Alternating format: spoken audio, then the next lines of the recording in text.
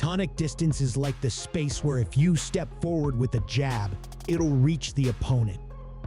So, when you're doing combos at tonic distance, you should really focus on jabs.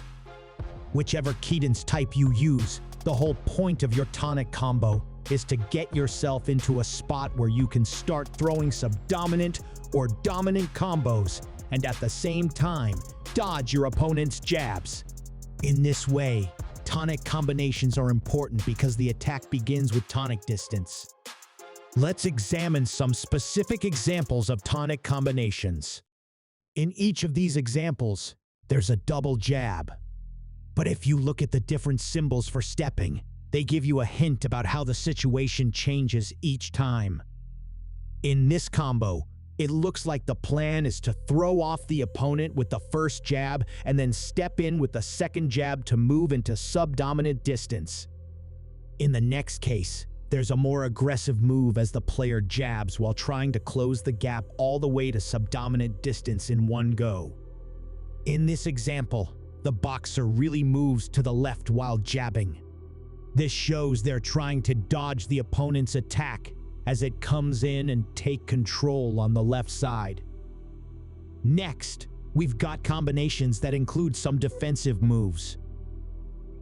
In this combo, the boxer does a head slip to the right while throwing a jab.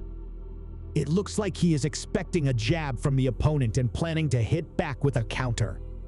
Then in this one, the boxer steps in with a jab and then steps back. This seems like they're testing the waters with a jab when they're not sure what the opponent will do next, watching how they react, and then keeping their distance to stay clear of any comeback attack. Finally, in the example, the boxer ducks right after their jab.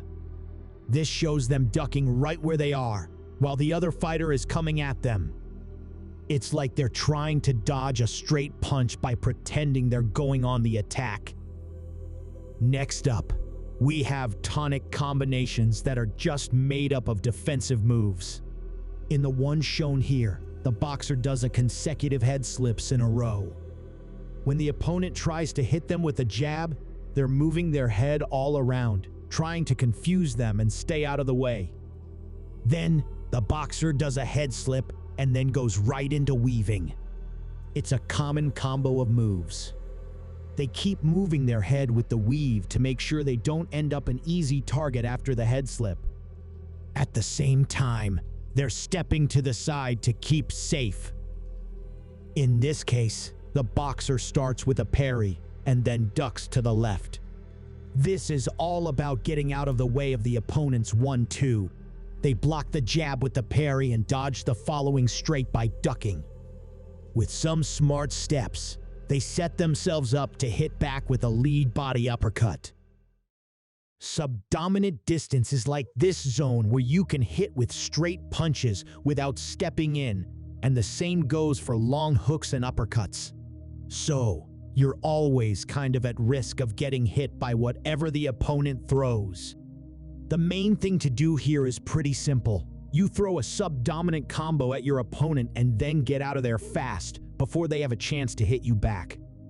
To effectively do this, you gotta pick your combo by watching how your opponent guards. Then, as soon as you've done your move, you need to quickly get out of there. When you're at subdominant distance, which is close enough for a straight punch, it makes more sense to go for a hard hit rather than just a jab, since jabs usually aren't as strong. That's why you don't usually see jabs in subdominant combos. In the first combo, you've got a right straight and then a lead long hook.